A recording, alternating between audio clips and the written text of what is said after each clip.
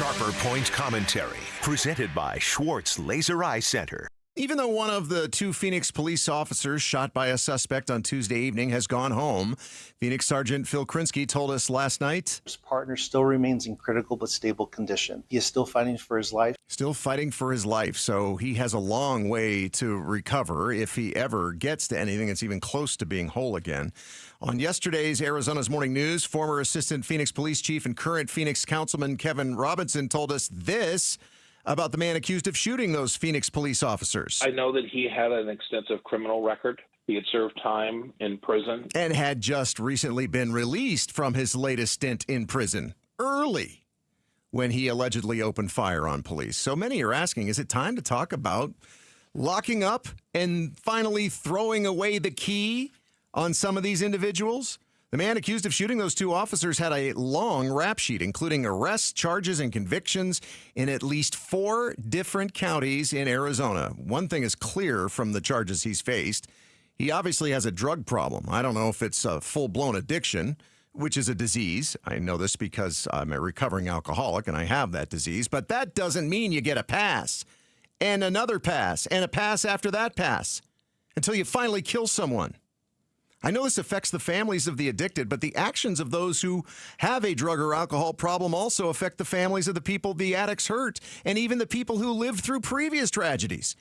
Angela Harrell with the 100 Club, which helps the families of first responders injured and killed in the line of duty, tells us that the people who have experienced violence against their family members in the past live through it again when it happens to someone else's family.